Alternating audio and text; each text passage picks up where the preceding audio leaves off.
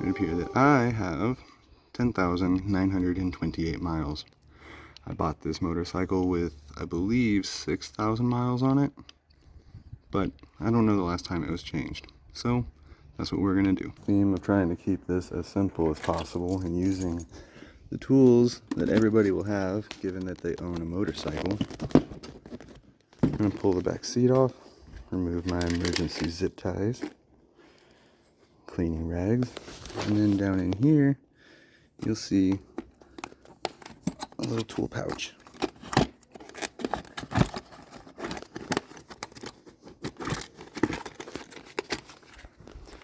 And then we're gonna come over here to next to come off is going to be the meter panels on each side. I like to stand my bike up before turning the wheels just so that it doesn't drag the kickstand. I'm going to take the smaller of the Allen wrenches.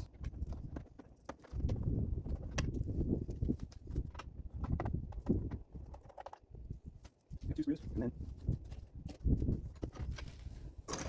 up in here there's another fastener that needs to be removed. There is a certain tool for this, but I'm not using it. Instead, I'm just using a simple flathead pocket screwdriver. It's one of my favorite tools, actually. So then, this is going to pop out of here. This is going to pop up. This should just pop out of there, like so. And now, we're going to repeat the process for the other side.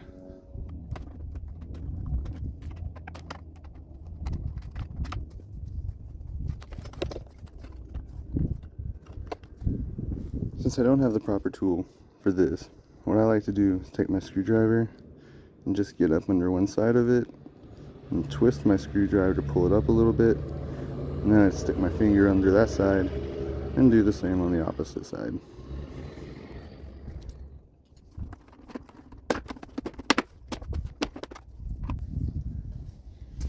Now that we got those off, we can start taking off the big blue panels. Since we've already taken out the bolts from the undercowling, the next step is going to be up underneath the front fender. Well, wrong. This is a fender. But we're going to go right up and take out this screw and this panel, or this plug. And then we're going to take out this one and this one. And then lastly, we're going to take that one off.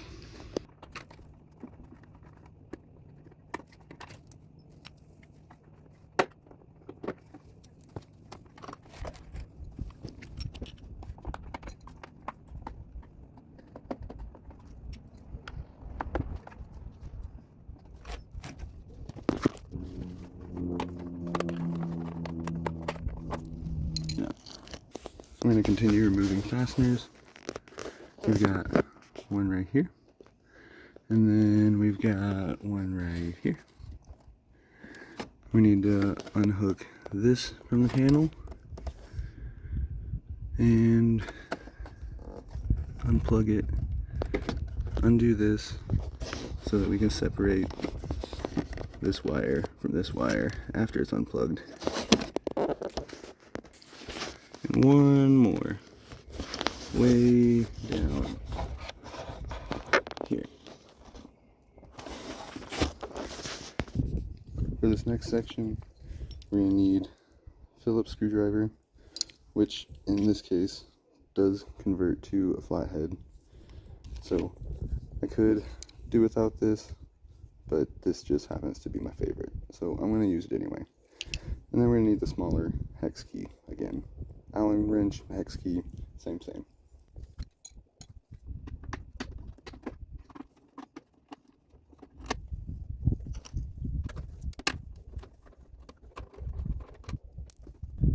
generally recommended to label where your bolts are coming out of so that you know where they go back. But having done this a few times, I'm fairly confident that I can put them back where they go.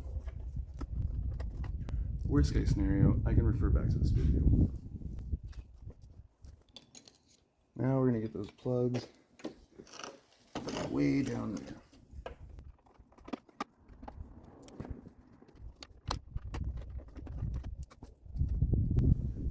At the very least, I try to keep my parts on their respective sides. So now I need to get the plastic clip undone. Again, I'm going to be using my flathead screwdriver to push in the tab of the ear on the clip so that I don't break it on the way out. Now we need to unplug this. This is also going to have a tab on it that you'll have to squeeze together to get apart.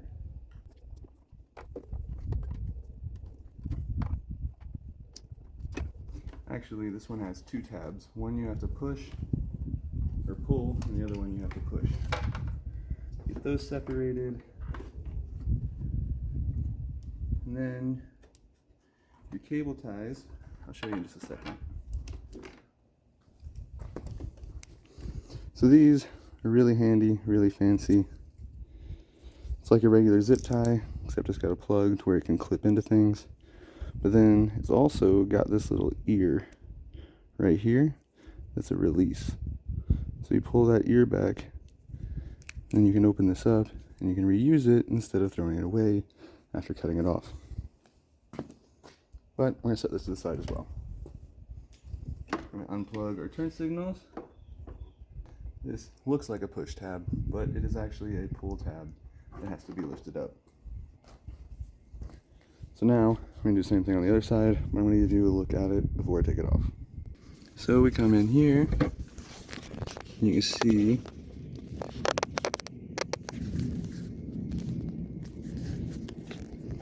you've got the zip tied cables up against the panel here. And we don't technically have to take this clip out. You can just pull the release and force the tail back through. And now our wires are free. And we're going to pull this instead of pushing it. Most of them that look like this, you're going to end up pushing. But in this case, you pull.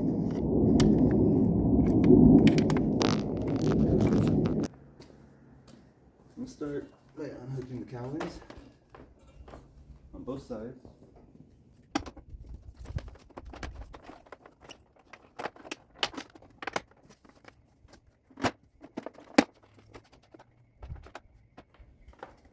Alright, move this side off.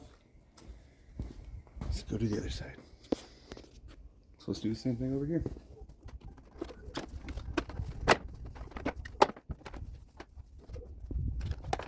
Pan under here and get this thing off.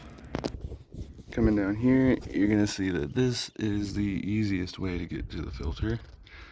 Lucky for me, the person before me changed it out with a K&N, and these are nice enough to come with a bolt head on the end of the filter for easy removal. But we're gonna try to not use that and see how it goes. But before we get to that, we need to drain this thing. First thing we're going to want to do is put the drain pan under the bike and remove the oil filler cap. We're taking the filler cap off before we remove the drain plug to allow more airflow, and it'll help keep it from splashing.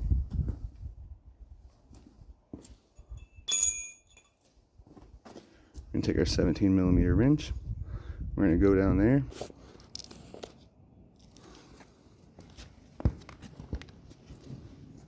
I'm going to take the 17, put it on here, and break it loose.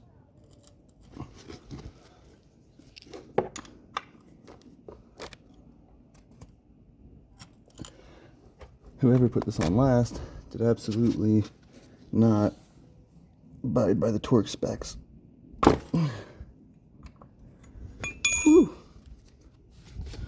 So before we spin this out and let the drain start flowing, I'm gonna go put my gloves on. Although my motorcycle is not very dirty, best practice is to go ahead and wipe all of this off before you pull anything out of here to start draining. And whenever you do, you're gonna want to position your hand to where that hot oil is not gonna drain out all over your arm. You're also gonna not want to drop this in the oil pan.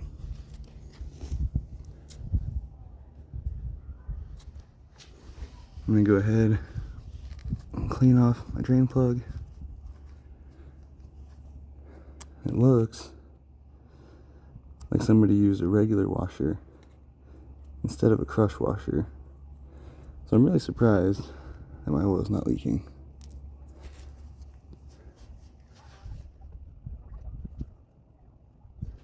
I forgot to mention, whenever you take your drain plug out, there's a magnet on the bottom side of it, and that's to collect the metallic debris floating around in your oil.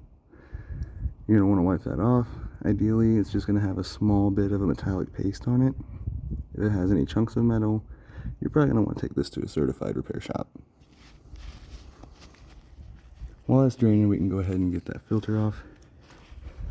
I'm going to see if we can do it by hand. If I can even get a hold of it. But I have large hands.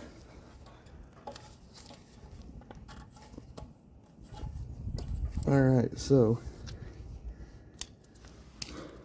the drain plug was super tight. The oil filter is not, which in some form of its own is somewhat of a relief.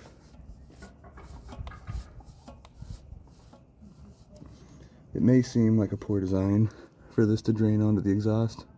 Ideally, it's not going to be on the exhaust. Most vehicles can be draining on part of a frame, but it does that so that you can see through your oil to notice if there's any contaminants or debris in it.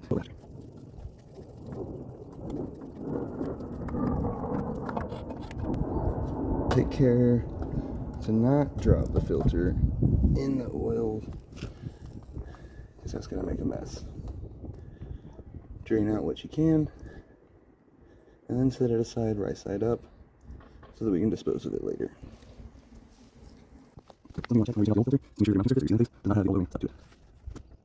to use the same rag I used to clean off my drain plug. I'm not wiping this surface yet.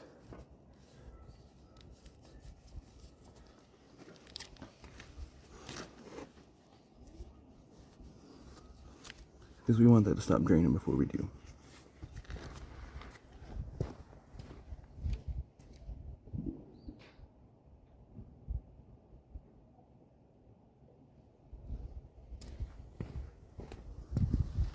We can go ahead and take our drain plug and put our new crush washer on it.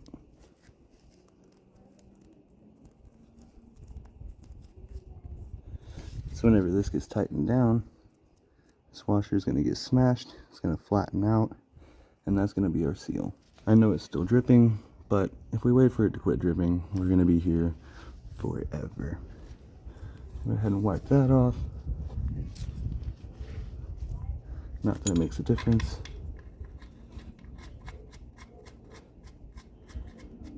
Run that back in.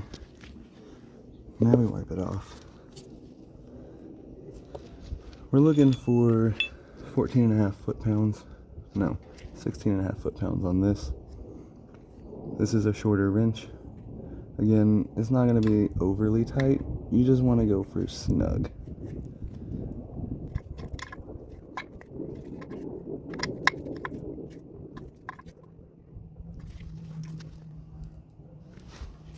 Just a little bit more.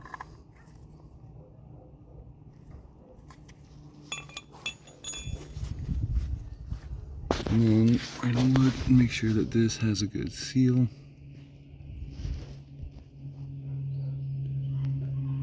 Make sure that it's nice and flat.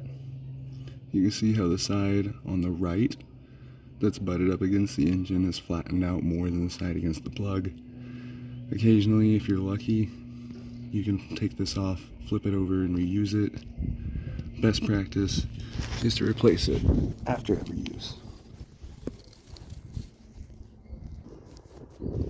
Before installing your new oil filter, take it out of the box, remove the protective plastic, and then another best practice, take a black Sharpie and write the date and the miles on the bike, or take a white paint pen, something somewhere on here. I want to inspect my O-ring, make sure that there's no nicks or gouges in it. It looks like it's already been pre-oiled, but in the case that you buy one that isn't, and open up your oil, stick your finger in it, get a little dab, put a drop or two, run it around your seal. So now I'm going to take a different clean rag. We're going to wipe off the sealing surface and the threads.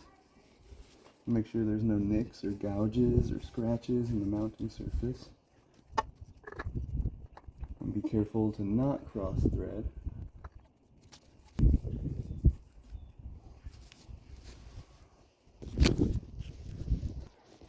And the manual tells you to make note of when the filter seal makes contact with the face of the motor. It says a little resistance will be felt. There's my resistance. It wants you to make a mark at top dead center. So I'm going to use my screwdriver.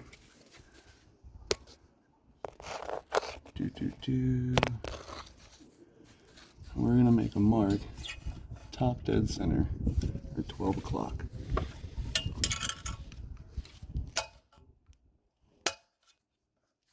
This way we can keep track of the rotation.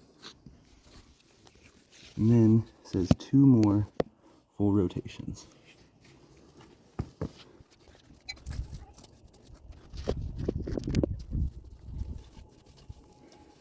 I like to clean up as I go. It's a good habit to get into, and it makes it easier for me to not forget.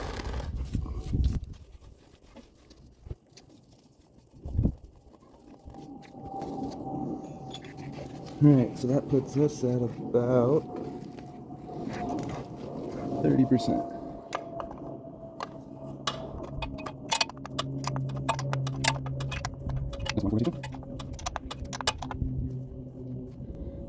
I don't think we're going to get 2 full rotations because we are approaching our torque specs.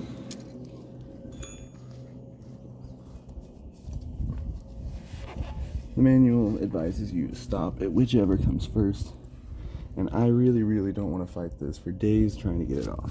Oil drained, we're going to move this out of the way, and we're going to deal with it in just a minute. But for now, it's time to fill her back up. Since I replaced the oil filter as well, this is going to take 3.4 quarts today.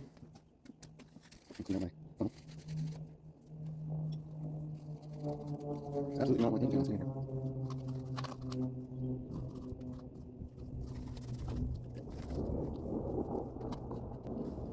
Put a funnel in there. I'm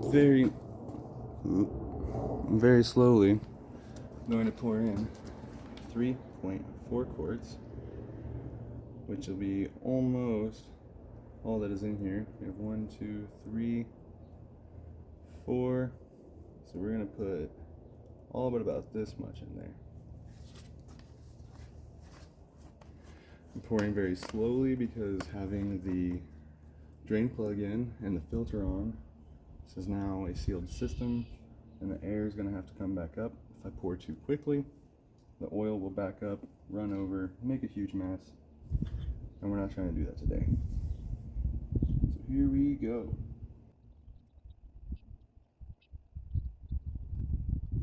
I'm gonna stop before I need to check and see my level in the bottle.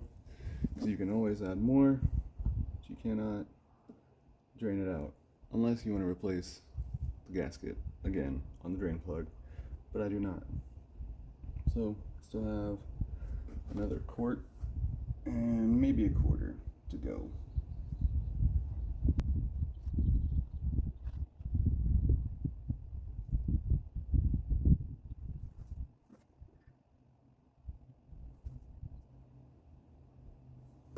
I'm going to set this on level ground just to be sure after I smack the tripod. That's pretty close. So now I'm going to pull my funnel out. I'm going to let this run for a few minutes so that it can warm up, and then I'm going to let it set for a few minutes so that the oil can settle. Then we're going to stand the bike up vertical and check the level. Filler cap will also have an O-ring on it that you'll want to check and make sure is not nicked or torn or showing any signs of deterioration. The last thing that you want is a leak. Again, we're going snug, not overly tight. It's a plastic filler cap, so if you over tighten it, you'll likely tear the threads off of the cap, and then that's going to fall down in here and make a bigger issue for you than you're probably going to want to deal with. So now we start it, let it run for 3 minutes, and I'm going to set a timer.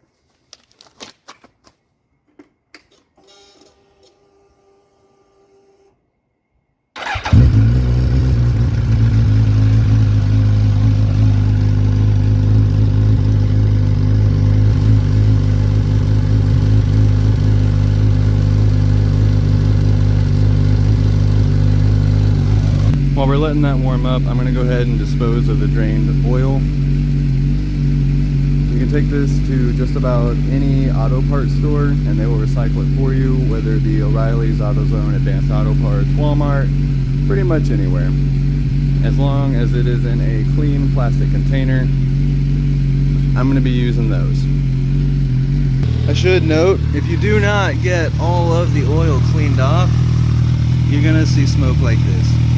It's not a big deal. It's going to burn it off and then it's going to stop smoking. It might stink a little bit, but it's part of the process if you miss part of it. As long as your exhaust is not drenched in oil, it shouldn't catch fire. My 3 minutes is up, so I'm going to shut this off and let it cool down. We're going to take care of this.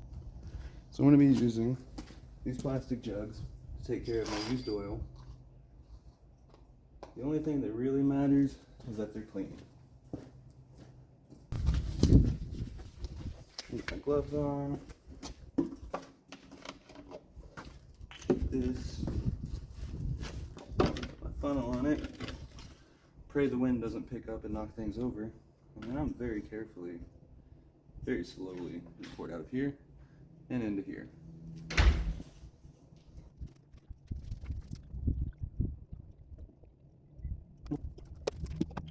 And repeat.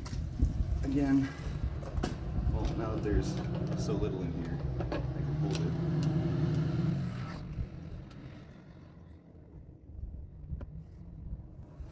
At this point, I usually scrape all this out, put it all in there. I don't have anywhere to put this, so I'm going to take that home as it is.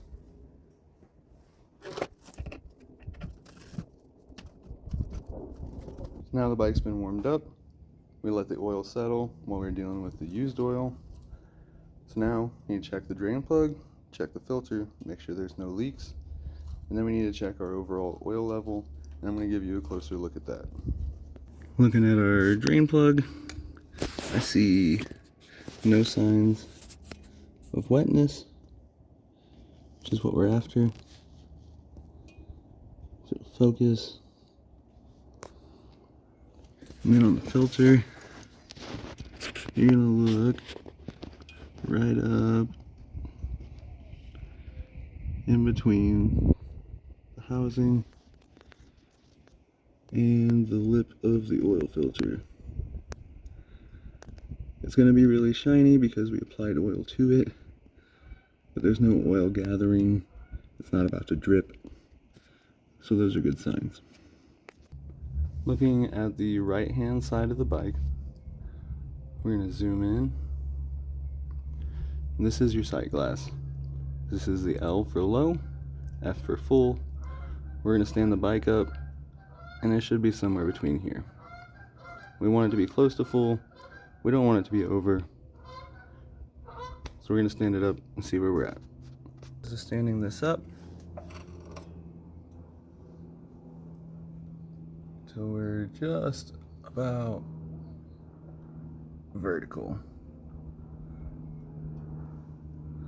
Looks like we are right at the full mark, and that's what we're hoping for.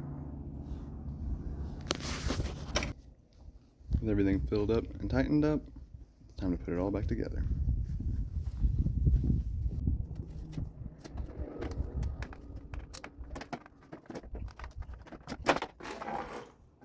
You want to try to avoid letting that happen so you don't scratch up your fairings.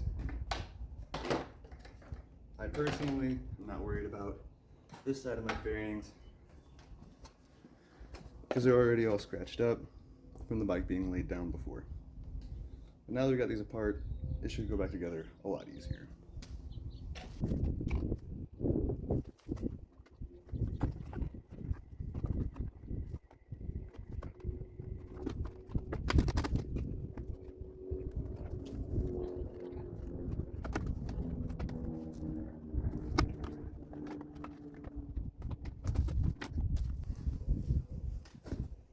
Trying to line up here, tuck in up underneath here. The horrible scratching sound that you're hearing is actually a piece of Velcro. Currently, the worst part of this is getting past this ear on the bottom. And then it should shift back up into place.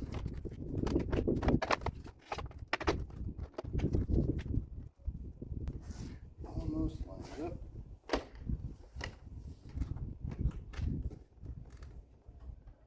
Something is just not quite sitting right yet. Just needed a little help getting lined up.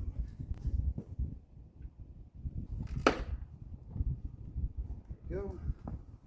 That's all snapped together. We can start replacing fasteners and plugs. If you wanted, you could go ahead and do the other side, but I'm going to go ahead and get these started down here, at least these two, and the plug in up here. For the big Allen bolts,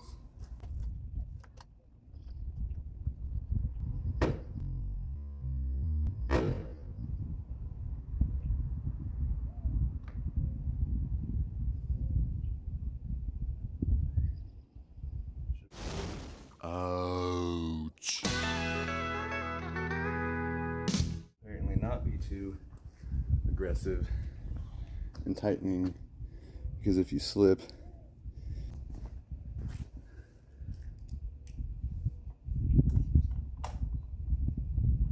these bolts do not snug before they tighten. They just get tight and stop. Try to over tighten it, you slip and cut your finger. And take one of our silver Phillips heads, small Allen, and one of these plugs.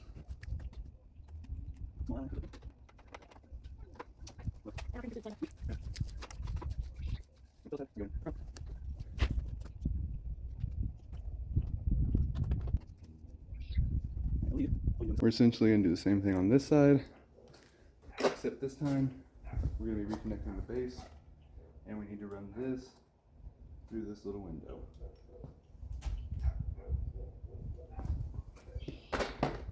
Before I do that, I want to put this plug in on that side before I forget.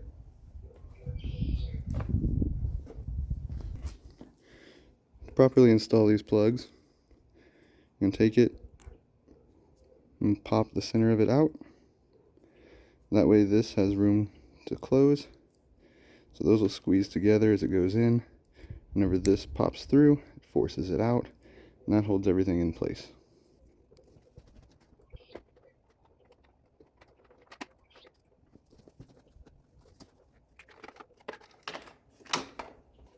I'm going to wait to reconnect things, except for the turn signal, just to keep it out of the way.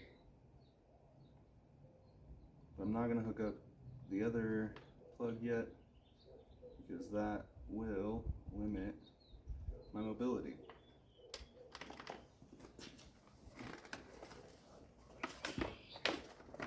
So again, similar process. Have it slightly canted forward.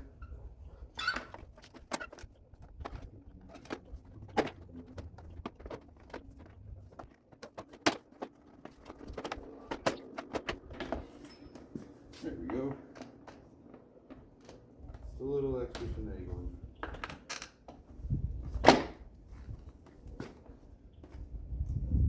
Alright, everything is lined up and in place. Connect that. Now, I'm going to go ahead and reconnect the plug to the meter. Reinstall my clip.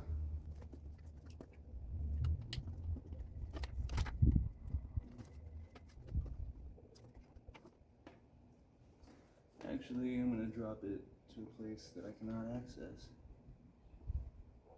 very easily.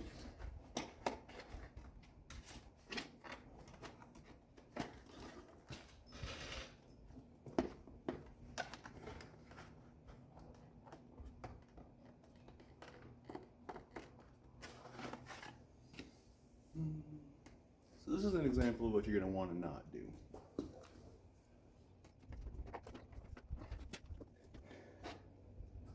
So let's say it's gone forever, fell into the void. This is where those emergency zip packs come in handy.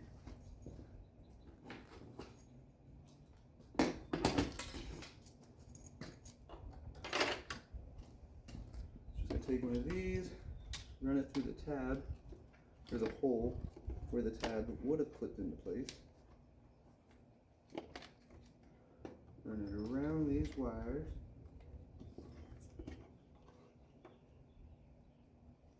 This is going to perform the same thing. It's just not going to be nearly as convenient the next time I go to do this. I don't like tails. It doesn't look professional.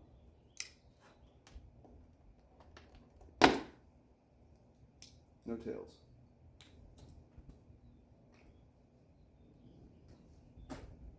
Now we put our fasteners back in that side, connected at the bottom. We're going to go ahead and do that. Get that connected. We'll go ahead and put our plug in.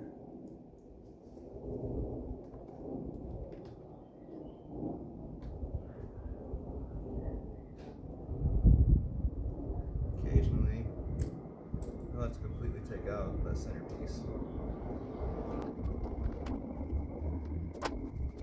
I'm going to finish installing the bolts on the side, up underneath.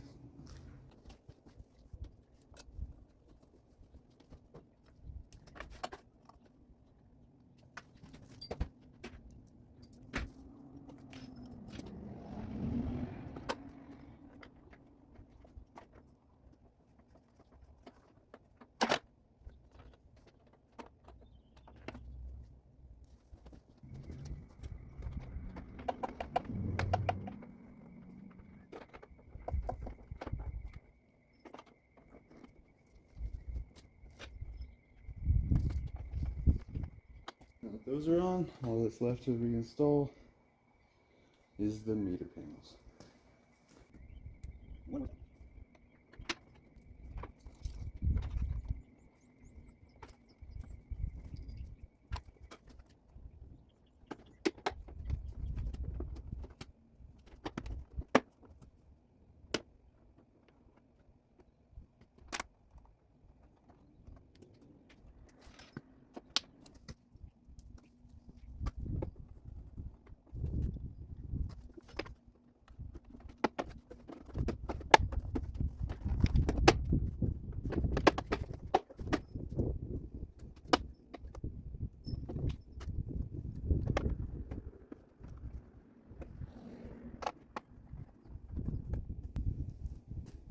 And there you have it.